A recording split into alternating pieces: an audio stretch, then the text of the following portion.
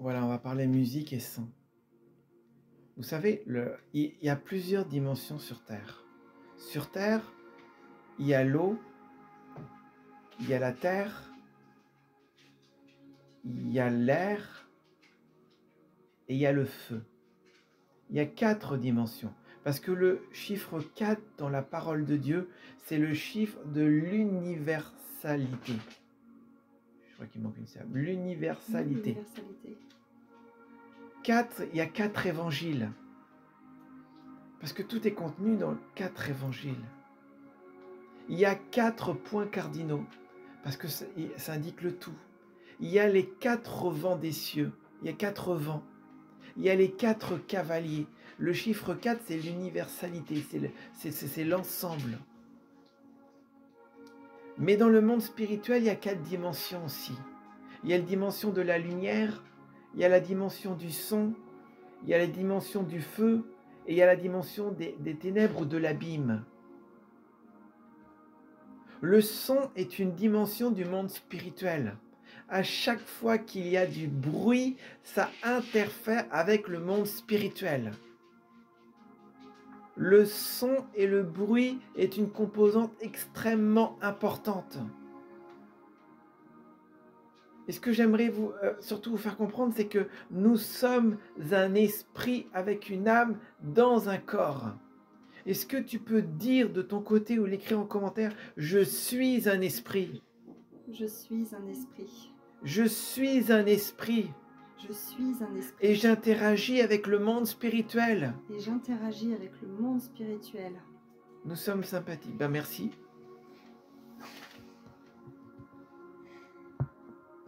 Mais nous avons un corps. Mais nous avons un corps. Pour interagir avec le monde visible. Pour interagir avec le monde visible. La Bible dit qu'il y a le monde invisible et il y a le monde invisible. Le monde invisible, c'est le monde spirituel, c'est le monde des esprits.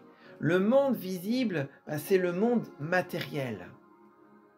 Et nous, en tant qu'êtres humains, nous sommes, on va dire, des êtres particuliers. C'est qu'à la fois, nous avons un esprit pour interagir avec le monde invisible, mais nous avons un corps pour interagir avec le monde matériel. Ouais. Il y a des tas d'esprits qui n'ont pas de corps et qui ne peuvent pas interagir avec le monde matériel. Et il y a de tas de corps comme là, voilà, à côté de moi, il y a une table, elle ne peut pas interagir avec le monde spirituel parce qu'elle n'a pas d'esprit. L'être humain est un canal entre le monde invisible et le monde visible.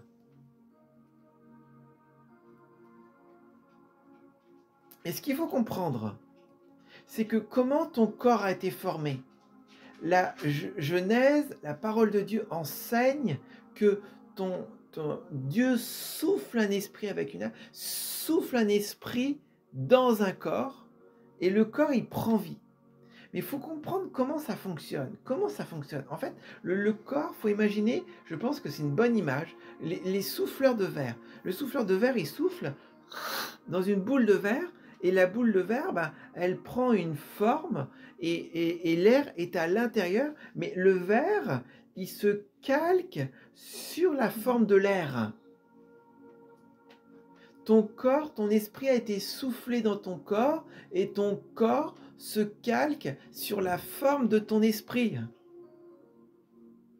La Bible enseigne aussi qu'il n'y a aucune chose qui existe dans le monde visible qui n'ait existé avant dans le monde invisible. Ça veut dire que tout ce qu'il y a sur terre existe parce que ça existe dans le monde spirituel. Amen.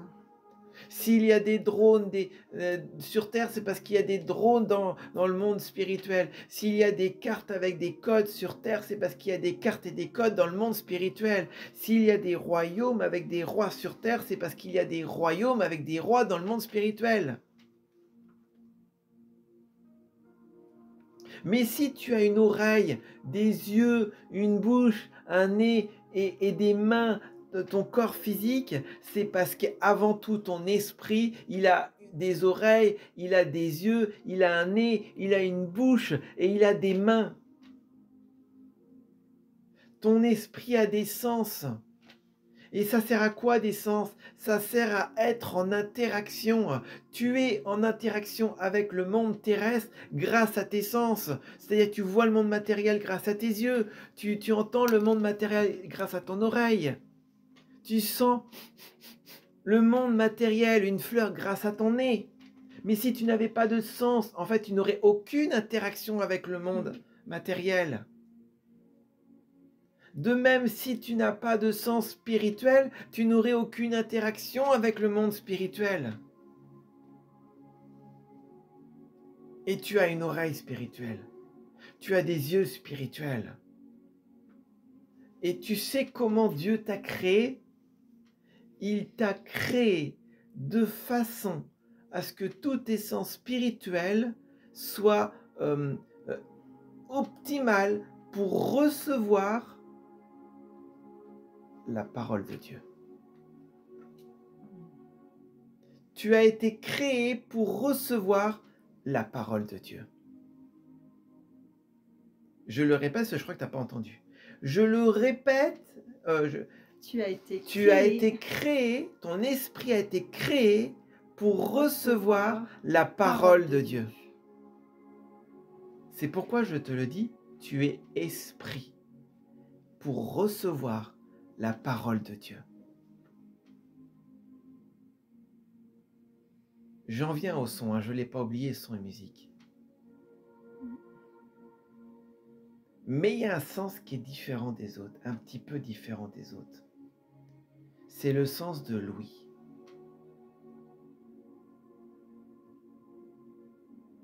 Parce que le sens de l'ouïe, il a une interaction avec le monde spirituel, même quand c'est dans le monde physique. Parce que le son fait partie des dimensions du monde spirituel. Dieu a créé, a travaillé en parlant, en prononçant une parole. Il n'a pas créé la terre en montrant une image de terre. Il n'a pas créé la lune en montrant une image de lune. Il a créé la terre en disant que la terre soit.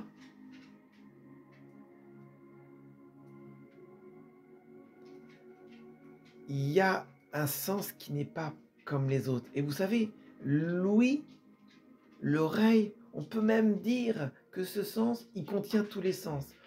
Des fois, on peut même dire, ah, j'ai vu avec mon oreille. En entendant quelque chose, c'est comme si on avait vu quelque chose. C'est comme si l'oreille, elle avait une petite part de tous les sens. Avec mon oreille, j'ai senti quelque chose. J'ai senti dans le toucher, j'ai senti dans l'odorat. Oui, on peut visualiser en entendant quelque chose. Oui. C'est pourquoi, lorsque tu écoutes de la musique... Ah non, j'y viens avant. Il faut que je vous explique quelque chose.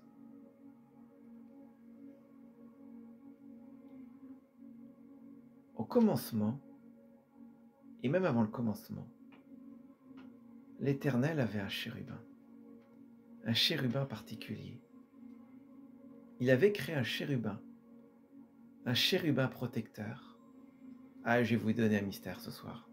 Ce chérubin protecteur, il était dans un jardin d'Éden spirituel. Vous savez que la Bible, elle parle de plusieurs jardins d'Éden.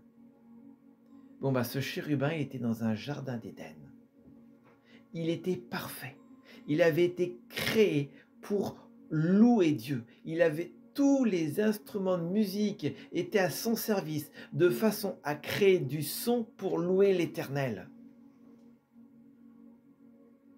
Ce chérubin, à un moment, il a eu de l'iniquité dans son cœur. Et il s'est attribué la louange. Plutôt que rendre gloire à Dieu, il s'est dit, je vais me rendre gloire. Et ce chérubin protecteur est devenu ce qu'on appelle Lucifer, l'astre brillant qui est tombé, ou alors le diable.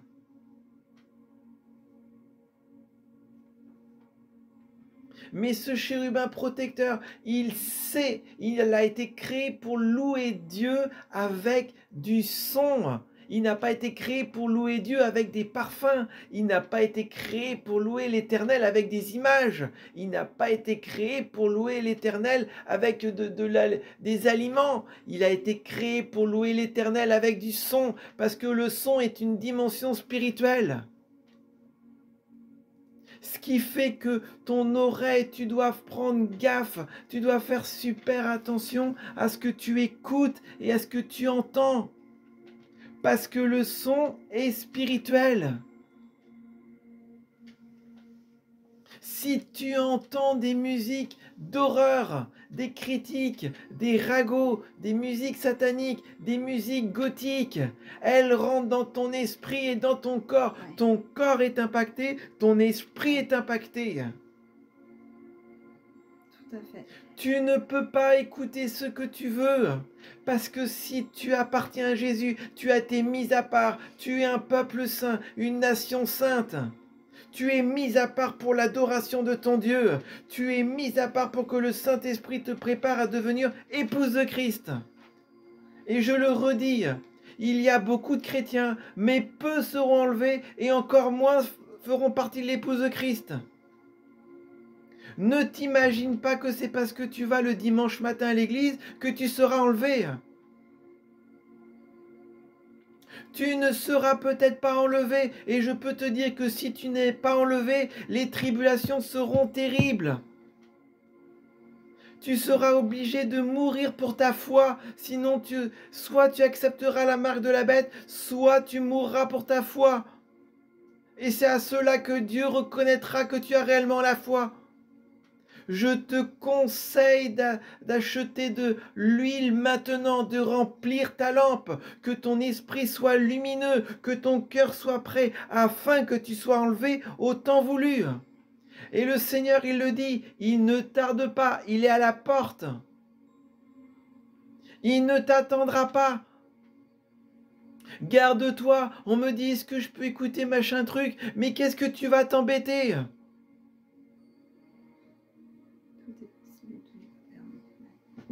Pourquoi je veux écouter ma petite musique, mon petit truc le matin quand je me lève, ma petite radio, machin truc. Mais si t'es chrétien réellement né de nouveau, débarrasse-toi de ça. Tu vas pas gâcher ta vie éternelle juste pour ta petite radio. Ouais. Ah mais moi je fais de la musique et je veux faire mon petit truc et mon petit machin. Mais libère-toi de tout ce qui te gêne. Ça te pollue ton oreille physique et ton oreille spirituelle.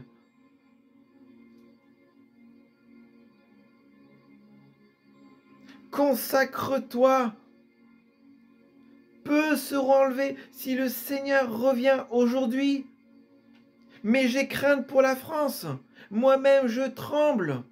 Je peux vous dire, peu seront enlevés et ils subiront les tribulations.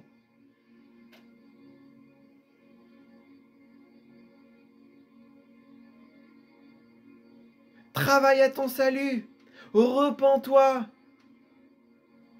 Trace un chemin à travers le désert.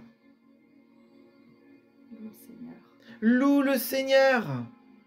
Abat les montagnes. Comble les vallées afin qu'il y ait un chemin pour le Seigneur. Pour que lorsqu'il revienne, le chemin soit aplani. Amen. C'est ce que dit Jean-Baptiste. Consolez, consolez mon peuple. Non, tu n'es pas disqualifié, Jérôme. C'est ça justement l'avantage de la grâce. C'est qu'à tout moment, tu peux revenir en arrière. Il faut prendre le bon tournant.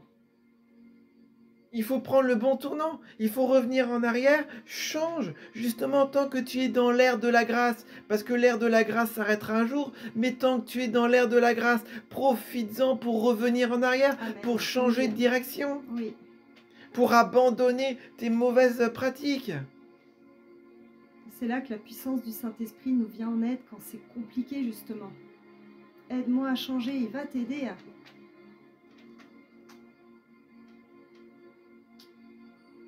Oui, Dieu donne le vouloir et le faire, mais en fait, on a envie de lui faire plaisir, on a envie de réjouir son cœur, on n'a pas envie d'attrister le Saint-Esprit. Le Saint-Esprit, il nous donne le fruit qui est l'amour, la paix, la joie, la patience, la bienveillance, la bonté, la fidélité, la douceur et la maîtrise de soi. Si on écoute des musiques sataniques, comment est-ce qu'on peut réjouir le Saint-Esprit qui est en nous? Si on regarde des films où il y a des meurtres, des viols, comment est-ce qu'on peut réjouir le Saint-Esprit qui est en nous? On l'attriste. Le Seigneur, vous savez, toute la Bible ne parle que d'une chose, et je peux vous le montrer dès le premier verset de la Bible. On le connaît, au commencement Dieu créa le ciel et la terre, mais en hébreu, ça pourrait se traduire autrement. Bereshit bara Elohim Eretz, Shamaim et Eretz. Ça pourrait se traduire autrement, ça pourrait se traduire au commencement Dieu se cherche une alliance, une demeure. Une demeure par alliance. En fait, il est dit, au commencement, Dieu se cherche une épouse. Voilà, c'est ça. C'est ça l'objectif de l'Éternel. C'est de chercher une épouse sans tache ni ride. Mais si tu aspires à devenir épouse de Christ, mais tu dois l'aimer de tout ton cœur, même quand ça te coûte. Le monde spirituel est un monde de sacrifice. Tu crois quoi? Que dans le monde spirituel on s'amuse? Non, tout le monde fait des sacrifices. Sacrifice de sang. Même Jésus, il a tout payé. Mais pourquoi il a pu tout payer? Parce qu'il s'est sacrifié lui-même. Il n'est pas venu, il a dit, ouais, je suis le fils de Dieu, hop, ça y est, je paye tout. Non, non, ça marche pas comme ça. Il a dit, oui, je suis venu, je suis le fils de Dieu, je vais tout payer, mais ça coûte très cher, alors je vais me sacrifier, moi. Alors si lui s'est sacrifié entièrement, toi tu peux bien sacrifier quelques plaisirs ou quelques fausses vanités de ta vie. Et oui, il est dit que Jésus nous sauve par grâce. Mais je ne sais pas si tu as vu, si tu lis bien l'Apocalypse, à aucun moment Dieu, il regardera la grâce. La seule chose qu'il regardera, il regardera tes œuvres sur terre. Et en fonction, il jugera tes récompenses. D'ailleurs, quelqu'un demandait s'il y aurait une banque au ciel. Et je me suis dit, à un moment, on va y venir. Et tu disais, bah oui, il y a une banque au ciel. C'est-à-dire que suivant tes œuvres sur terre, tu acquiers des récompenses. Suivant ce que tu as fait des talents que Dieu t'a donnés, suivant ton amour pour le Seigneur à obéir aux commandements, tu auras des récompenses au ciel. Voilà, donc il y a quelqu'un qui dit, mais alors, on est sauvé par les œuvres, oui ou non? Non, tu es sauvé par grâce. Par la foi, par la grâce. Tu es sauvé par grâce, mais tes récompenses dépendront de tes œuvres. Voilà. C'est-à-dire qu'il y a le livre de vie, et le livre de vie, tu es sauvé par grâce. C'est par grâce que tu rentres dans le livre de vie. Et parce que Jésus, parce que tu dis, mais dans ce cas, le sacrifice du Seigneur est vain. Non, c'est parce que le sacrifice du Seigneur a été complet qu'on a envie de marcher avec lui, qu'on a envie de changer nos actions, qu'on a envie de se calquer le plus possible sur lui. En fait, c'est le sacrifice de Jésus. Il faut comprendre que le sacrifice de Jésus, il a tout payé pour que toi, tu n'aies rien à payer pour être sauvé. C'est-à-dire que ce qui est gratuit, c'est le salut. C'est la première étape du salut, c'est être sauvé. Mais tout le reste, dans le monde spirituel, est payant. Vous savez, si sur terre tout est payant, c'est parce que dans le monde spirituel, tout est payant. Et tout coûte très cher. Et dans le monde spirituel, on paye avec du sang. Ou on paye avec la vie. Dans le monde occulte, ils le savent très bien que tout se paye. C'est pour ça qu'ils font des sacrifices. Qu'ils font des sacrifices d'hérissons, de hiboux, d'enfants, de jeunes filles, de femmes, d'adultes, des avortements. Ils font tout ça. Mais Jésus a tout payé. On n'a pas à se sacrifier ou à sacrifier quelqu'un. Ça, c'est terminé, justement. C'est terminé. Mais on doit sacrifier du temps. On doit sacrifier... de l'énergie. Des loisirs, passer davantage de temps avec lui. Sacrifier des repas quand on jeûne. Sacrifier des amitiés qui sont mauvaises et quand on s'en rend compte, on ne peut pas continuer à faire de l'humanisme. Sacrifier des mauvaises activités comme regarder des films interdits aux moins de 18 ans, aux moins de 16 ans, des films d'horreur, des musiques qui ne sont pas du tout à la gloire de Dieu. Quelqu'un disait le judo ici tout à l'heure. Le judo, c'est pareil. Le judo, c'est une activité en l'honneur de quelqu'un. C'est une adoration. Qui est mort aujourd'hui et on le salue à chaque fois. C'est une idolâtrie, le judo. Si tu es chrétien, tu ne peux pas pratiquer le judo. Franchement, je te le dis, si tu es chrétien, tu ne peux pas pratiquer le judo. J'ai grand pitié de toi, repens-toi, Ni les arts martiaux, ni aucun art martiaux, ni aucun, Fred. surtout pas le karaté. À chaque fois, tu adores, tu salues quelqu'un qui est mort. Et je peux te dire que cette personne qui est morte, tu sais où est-ce qu'elle est aujourd'hui? Cette personne qui est morte, je suis sûr que si tu pouvais lui parler, mais tu ne peux pas, parce que c'est interdit, elle te dirait surtout ne fais pas ce que je fais.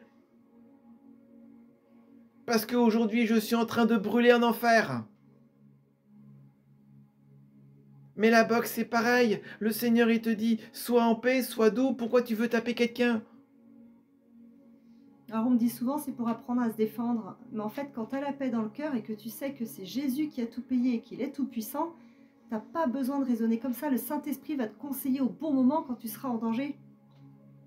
Ah bah le football c'est un sport collectif où on tape dans un ballon, il y a de la joie, t'es pas en train de taper sur quelqu'un, tu tapes dans un ballon et tu cours. Tu peux Il y faire a rien du de... football, y a rien de mauvais. Il y a des personnes qui sont mortes sur le ring, il y en a qui sont complètement, qui ont des traumas crâniens. Enfin, c'est pas du tout. Dieu a créé l'être humain à son image. Pourquoi est-ce qu'on taperait sur l'être humain qui est créé à l'image de Dieu?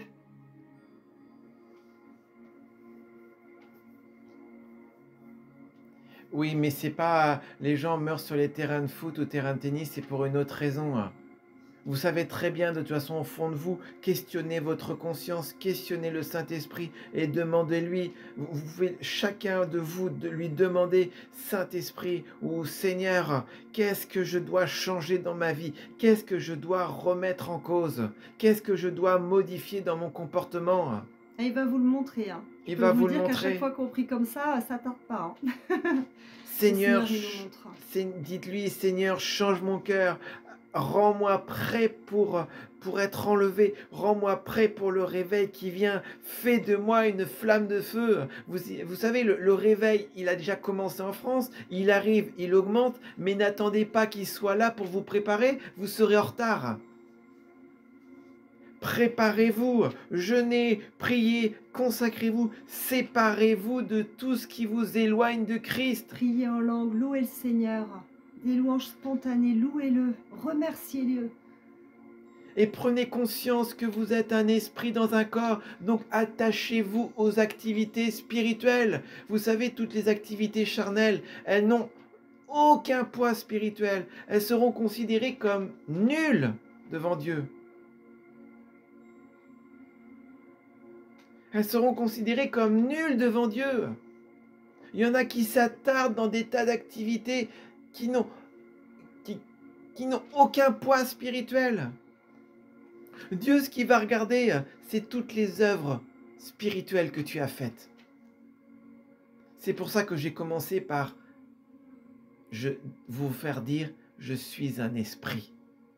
Parce que tu peux avoir des activités liées au monde spirituel. Un homme spirituel, un homme ou une femme spirituelle, c'est quelqu'un qui prend conscience du monde spirituel et qui agit dans le monde spirituel. Un homme charnel, c'est quelqu'un ou un homme ou une femme charnelle, c'est quelqu'un qui agit dans le monde visible, dans le monde matériel. Face à un problème, il y en a qui, face à un problème, ils vont agir dans le monde matériel. Alors je ne dis pas qu'il ne faut pas le faire, je dis qu'avant tout, si tu es spirituel, commence par agir dans le monde spirituel. Tu as une maladie, plutôt que de te jeter chez le premier médecin, commence par prier.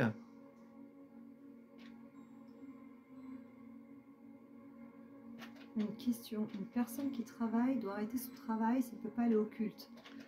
Non. On est fait pour travailler. Le Seigneur nous demande de travailler. Nous-mêmes, on travaille tous les deux. Dans le monde. On travaille. On a besoin de gagner notre vie. Aller au culte n'est pas la priorité. La priorité, c'est ta relation avec Dieu. Je le répète, hein, beaucoup vont tous les dimanches au culte et ne seront pas enlevés, voire même ne seront pas sauvés. Attention, hein.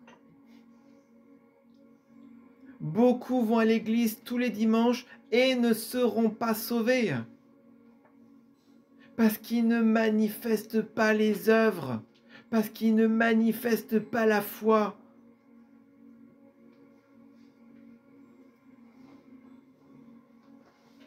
Le Seigneur a dit, Jésus il a dit, vous priez en mon nom, vous chassez les démons, vous guérissez les malades, mais retirez-vous de moi, car je ne vous ai jamais connu.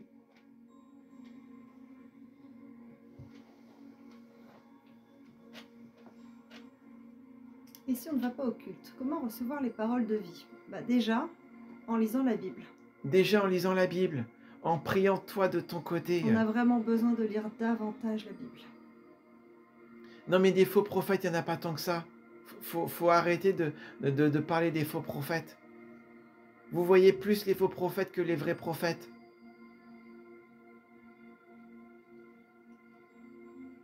Et puis si tu ne peux pas aller à l'église le dimanche matin, il y a bien une réunion de prière dans ton église soir. un soir dans la semaine.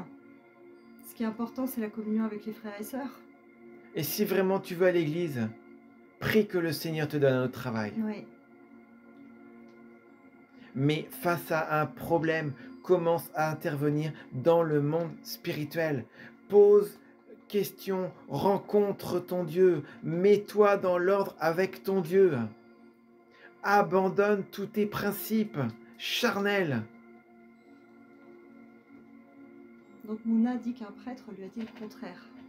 Il lui a dit quoi? Parce qu'elle pense que oui, peut-être catholique, qu'il fallait aller à l'église et elle ne comprenait pas qu'un coupeur de feu fasse des prières au nom de Jésus. Un coupeur de feu ne fait pas de prière au nom de Jésus. C'est pas possible. Elle dit qu'il fasse des prières, qu'il prie, mais en fait c'est...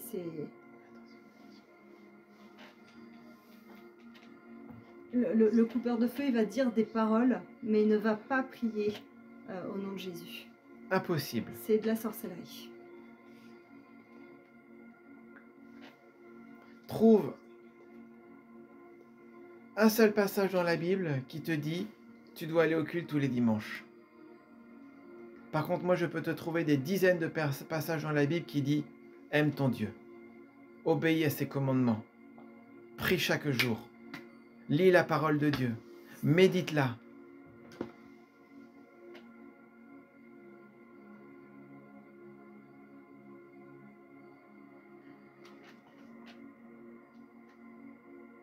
Non, justement, user, on ne priera pas pour ton foyer. On est en train justement d'expliquer que c'est à toi de faire une démarche dans le monde spirituel, d'aller voir ton Dieu pour prier. D'ailleurs, dans le jardin d'Éden, c'est ce que Dieu aimait faire. Il allait voir Adam et Ève. Il aimait passer du temps avec eux. Jusqu'au jour où Adam et Ève ont décidé de se cacher. Si pendant longtemps tu t'es caché de Dieu, tu peux revenir vers lui. Il est un Dieu compatissant, lent à la colère, riche en bonté, un Dieu qui prend plaisir à faire grâce. Refuse la culpabilité et avance vers ton Dieu. C'est ce que Dieu désire. C'est ce qu'il faisait avec Adam et Ève. C'est ce qu'il veut faire avec toi.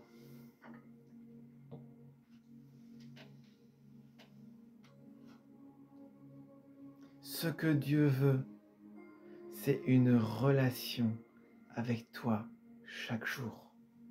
Dieu est un Dieu de relation. Il est un Dieu d'amour. La Bible dit que Dieu est amour et il n'attend qu'une chose, c'est de déverser son amour, de se déverser lui-même en toi pour que tu lui rendes l'adoration en répondant à son amour.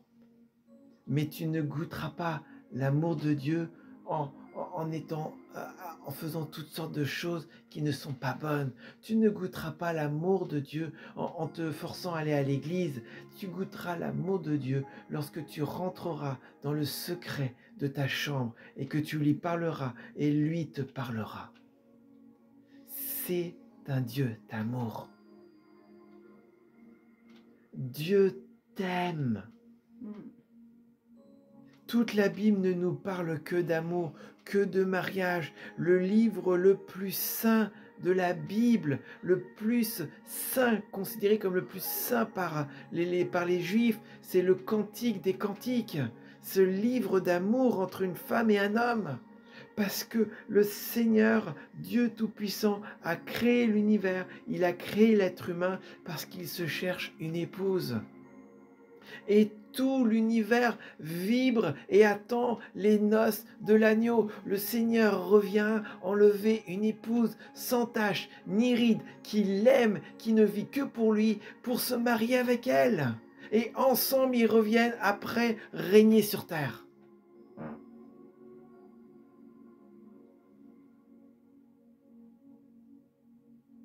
C'est ça. Alors prépare-toi à être épouse. Prépare-toi à aimer le Seigneur. Aime ton Dieu de tout ton cœur, de toute ton âme, de toute ta force. Et de Aime toute ta pensée. ton Dieu. S'il te dit ne crains pas, arrête de craindre. S'il te dit ne t'inquiète pas, arrête de t'inquiéter. Si tu n'arrives pas à arrêter de t'inquiéter, dis-lui Seigneur, je veux arrêter de m'inquiéter, je veux t'obéir, aide-moi. Parce que souvent, on peut ne pas y arriver par nous-mêmes. Mais dites-lui, j'ai envie de t'obéir, j'ai envie de t'écouter. Que ta volonté soit faite dans ma vie, j'ai vraiment envie. Aide-moi. Et c'est là que le Saint-Esprit nous aide. S'il te dit donne ta dîme, donne ta dîme. Tu ne manqueras de rien. Tu ne manqueras de rien.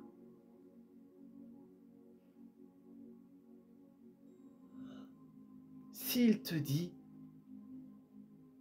quitte cette personne, va plutôt vers elle. Quitte cette personne, quitte cette relation d'amitié. Va plutôt vers une autre relation d'amitié. Écoute-le. Il sonde les cœurs, il sait. Il est le meilleur conseil.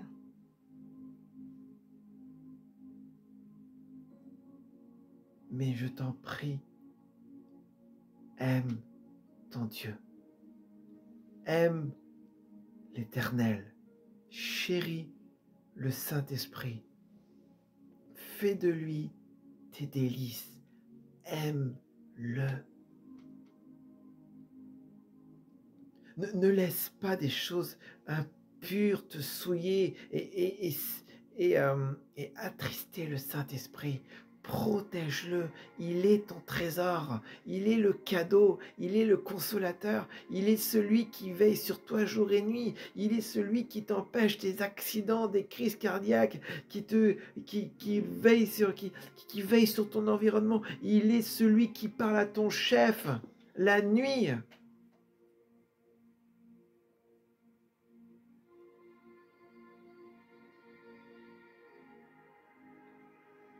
Parce que si tu as encore des blocages et si tu sens que tu es loin de Dieu alors que tu veux te rapprocher de lui, il faut faire du ménage dans ta vie. Libère-toi des choses occultes dans ta maison. Tout à l'heure, on a reçu que sans doute des personnes ont des objets franc-maçonniques chez eux. Jetez-les. Libérez-vous de ça, libérez-vous de tous les objets magiques. Faites de la place.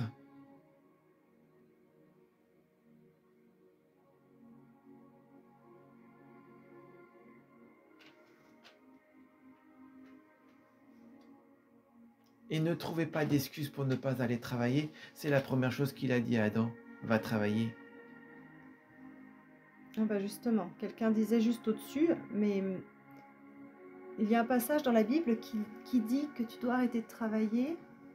S'il t'empêche. S'il t'empêche. Après, si le Seigneur a prévu autre chose, mais ce sera peut-être pas un travail dans le monde, mais ce sera un travail pour lui. Dans tous les cas, il y aura du travail. C'est le problème de bon nombre de chrétiens. La paresse et la fainéantise. Justement, si tu es chrétien, tu dois travailler plus que les autres. Parce que tu travailles dans le monde, mais en plus tu travailles ton cœur. Dans le monde, ils travaillent, mais ils ne travaillent pas leur cœur. Tu as 2 fois plus de travail. Et tu travailles aussi pour Dieu. Et tu travailles pour Dieu. Et tu travailles pour Dieu. Et tu travailles dans le monde pour gagner de l'argent. Parce que tu as besoin de manger. Alors va travailler. Lève-toi le matin, arrête de dormir jusque midi. Lève-toi le matin, commence à travailler ton cœur, commence à travailler pour Dieu et va travailler dans le monde. Le livre des Proverbes est vraiment formel là-dessus. Un peu croiser les bras et la famine survient à ta porte.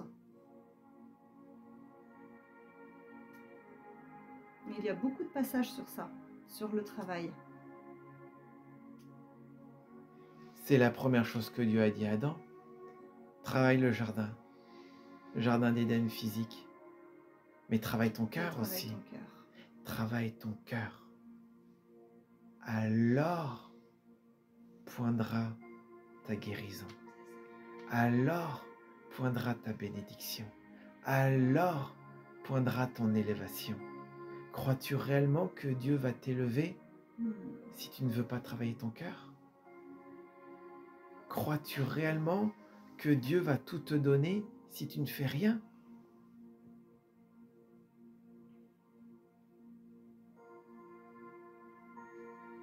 Crois-tu réellement que Dieu va te guérir d'une maladie si chez toi tu as des statues abominables? Si tu continues d'écouter AC/DC ou autre chose? Alors on a justement le témoignage de Françoise qui explique que elle avait plein de statues d'anges pour sa déco. Et une amie qui était atteinte d'un cancer lui a dit de s'en séparer. Non, et une amie lui a dit qu'elle était allée voir une femme atteinte d'un cancer et sa maison était remplie de statues d'anges. Donc elle a tout jeté. Et elle a compris, elle a pris conscience justement à ce moment-là qu'il y a des choses qu'on ne peut pas avoir chez nous. Quand on est enfant de Dieu, on est mis à part. Le Seigneur nous met à part. En fait, je vais vous expliquer quelque chose. Quand tu nais sur terre, dans le sens net, tu sors du ventre de ta maman,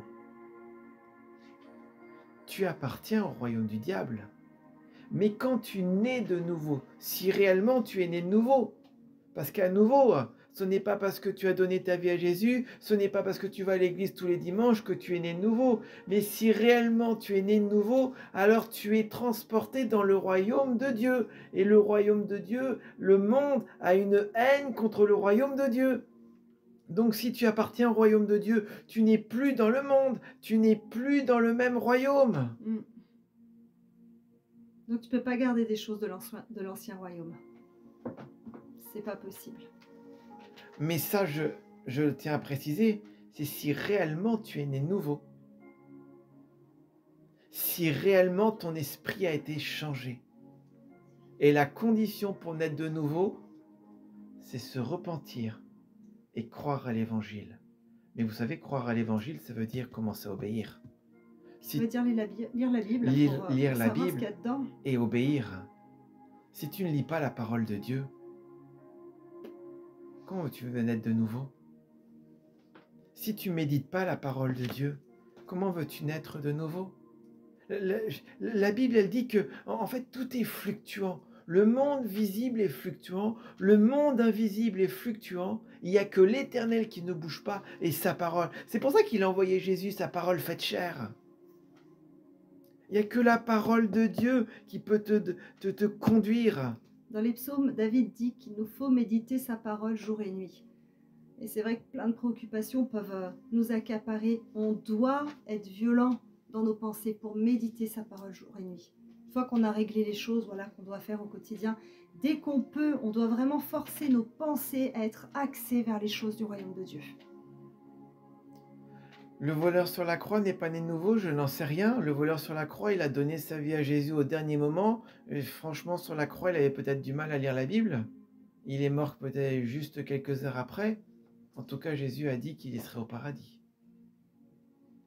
Jésus regarde aussi, Dieu regarde aussi la vie de chacun.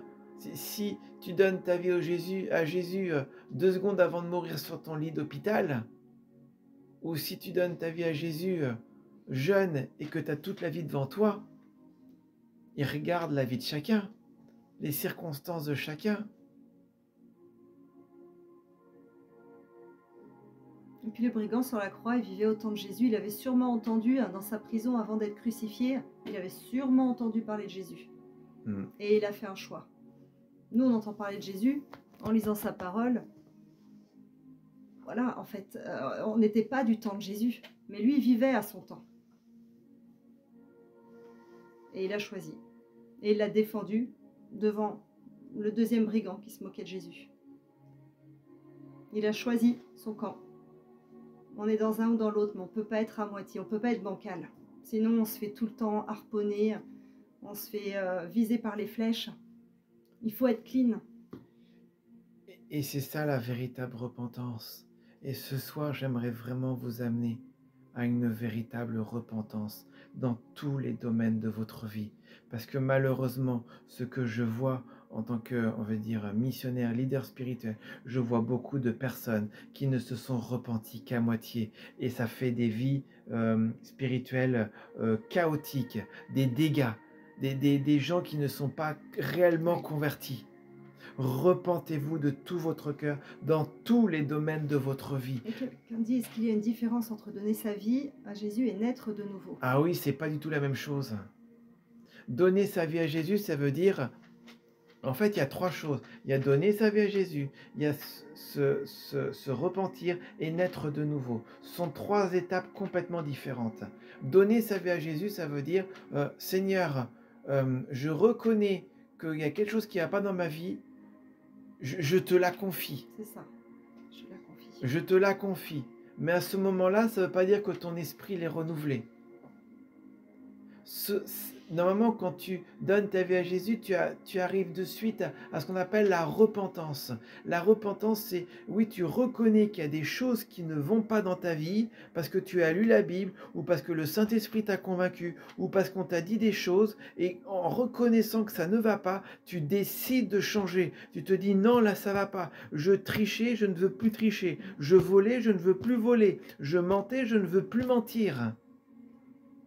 Et la nouvelle naissance ne vient qu'après, c'est-à-dire quand tu as commencé à te repentir et à vouloir changer de direction, alors il y a l'œuvre miraculeuse du Saint-Esprit, la parole de Dieu qui arrive et ensemble, il te donne un esprit nouveau, te permettant de vivre te permettant de vivre sans péché.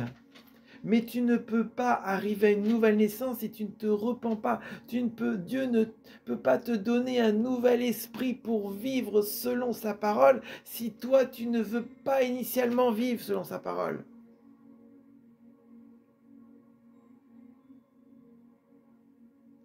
La conversion, c'est pareil que la repentance. La conversion, c'est que lorsque tu reconnais que tu es pécheur, pécheur par-dessus tout, et que tout est à changer dans ta vie. Donc, ce n'est pas possible le baptême du Saint-Esprit avant le baptême d'eau. Ah si. Si, moi j'ai été baptisé du Saint-Esprit avant le baptême d'eau. Moi aussi. Je connais beaucoup de gens qui ont été baptisés du Saint-Esprit avant le baptême d'eau. Le baptême d'eau ne te convertit pas et le baptême d'eau ne te fait pas naître de nouveau. Le baptême d'eau est ce que dit la Bible dans 1 Pierre, c'est un engagement. Ça veut dire que quand tu te fais baptiser d'eau, tu déclares devant le monde visible et invisible que tu choisis de suivre Jésus.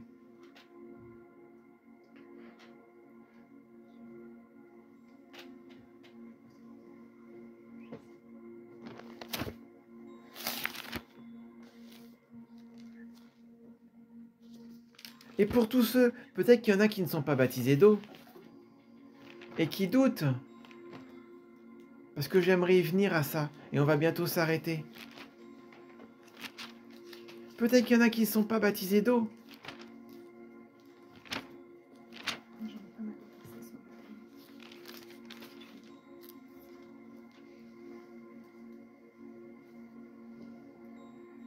Je vais vous dire quelque chose. Le baptême d'eau, à partir du moment où tu as choisi Jésus, vraiment de tout ton cœur, ne traîne pas. Baptise-toi d'eau. Parce que le baptême amène un sceau sur toi. Un sceau S-E-A-U. Un sceau S-C-E-A-U. Amène une marque sur toi. Ouais. Une marque divine sur toi. L'Ancien Testament dans Lévitique en parle. Ne traîne pas. Ce que l'on voit dans la parole de Dieu, c'est que les gens, ils croyaient et ils se faisaient baptiser dans les quelques heures qui suivaient. Ne traîne pas. Et peut-être qu'il y a des personnes ici qui nous écoutent et qui ne sont pas baptisées d'eau. Si tu crois de tout ton cœur que le Seigneur t'a sauvé, fais-toi baptiser. Et si personne ne veut te baptiser, nous on baptise d'eau. Il n'y a pas de souci. Mais ne traîne pas. Les temps sont urgents. N'attends pas. T'as pas besoin de formation pour être baptisé d'eau. Regarde dans la Bible, lis les Actes des Apôtres. Philippe et l'eunuque, ils étaient sur un char. L'eunuque, il savait pas ce qu'il lisait. Philippe, il lui dit, bah c'est un bout du passage d'Ésaïe. Il lui explique Jésus. Et puis là, il y a une mare. Et l'eunuque, il lui dit, bah je pourrais me faire baptiser. Philippe, il lui dit, bah oui. Il y a plein d'histoires comme ça dans la parole de Dieu. N'attendez pas pour vous faire baptiser d'eau. N'attendez pas pour être baptisé du Saint-Esprit. N'attendez pas pour vous repentir.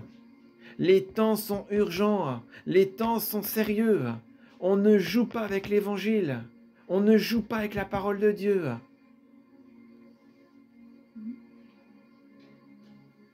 Je vais juste terminer par un passage, puis on va s'arrêter.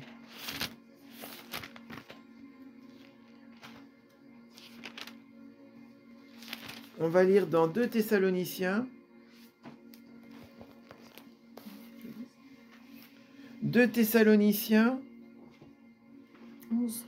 Au chapitre... Au chapitre 2. Et au verset... C'est à partir 10 et 11. Okay. Écoutez bien. 2 Thessaloniciens 2, versets 10 et 11. Et avec toutes les séductions de l'iniquité pour ceux qui périssent, parce qu'ils n'ont pas reçu l'amour de la vérité pour être sauvés. Aussi, Dieu leur envoie-t-il une puissance d'égarement pour qu'ils croient au mensonge, afin que tous ceux qui n'ont pas cru à la vérité, mais qui ont pris plaisir à l'injustice, soient condamnés. Ce passage, il est clair. Si tu n'as pas reçu l'amour de la vérité, Dieu enverra, c'est marqué, hein? Une puissance d'égarement. Dieu enverra une puissance d'égarement afin que ceux qui n'ont pas cru à la vérité croient au mensonge. Attention, je vous mets en garde. Si tu n'as pas un plein amour de la vérité, si tu n'aimes pas la vérité, demande-le. Parce que lorsque les séductions vont arriver, tu ne résisteras pas.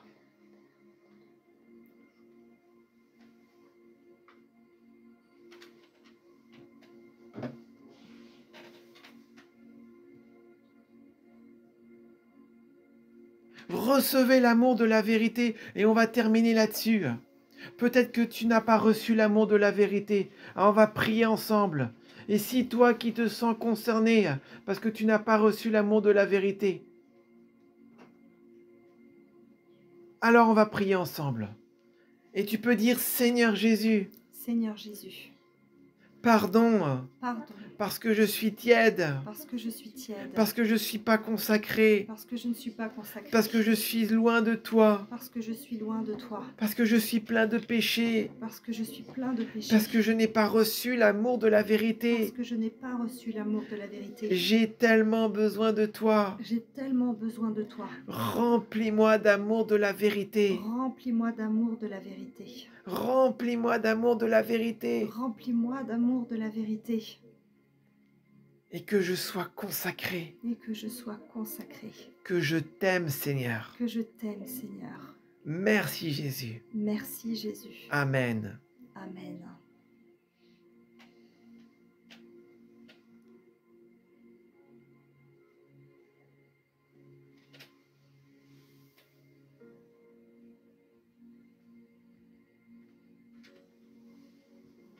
Oui, tout à fait. Françoise dit, certains qui se disent chrétiens succomberont à l'antéchrist. Et il y en aura. Ne soyez pas orgueilleux, suffisant ou naïf. Ayez crainte et travaillez à votre salut avec tremblement, comme dit Paul. Parce que lorsque les séductions de l'antéchrist arriveront, et elles arrivent déjà, que vous puissiez les discerner avec vos yeux spirituels, parce que vos yeux physiques vont vous tromper. Parce qu'il existe un autre royaume que je voulais partager ce soir, mais finalement, je n'ai pas eu le temps d'en parler. Pour lundi. Ça sera peut-être pour lundi. Mais lundi, normalement, je voulais parler sur le retard des destinées. Peut-être pour pour samedi prochain. Peut-être pour samedi prochain, je voulais parler du royaume des vanités. L'illusion des vanités. C'est un royaume qui existe sur Terre et qui dupe tout le monde, presque tout le monde. Le royaume des vanités. L'illusion des vanités. Oui. On va prier pour s'arrêter. Je vous invite encore à vous abonner sur notre page YouTube, TikTok, Facebook. Sur Facebook, il y a toutes les informations nous concernant. Et sur YouTube, il y a tous nos enseignements. On va prier pour s'arrêter. Seigneur Jésus, je te remercie pour cette soirée. Merci pour tout ce que tu as fait, pour toutes les guérisons, les miracles, les conversions, tous ceux qui ont donné leur vie, tous ceux qui sont revenus à toi. Merci parce que tu as touché Père plusieurs. Je veux vraiment te rendre grâce. On te remet nos nuits, que nos nuits soient douces et paisibles. Merci pour les songes que tu vas donner, pour les visions. Merci parce que le réveil arrive en francophonie et que ton peuple va se réveiller. Merci pour le réveil qui est là. Merci. Amen. Amen. On vous dit à lundi soir. Soyez bénis.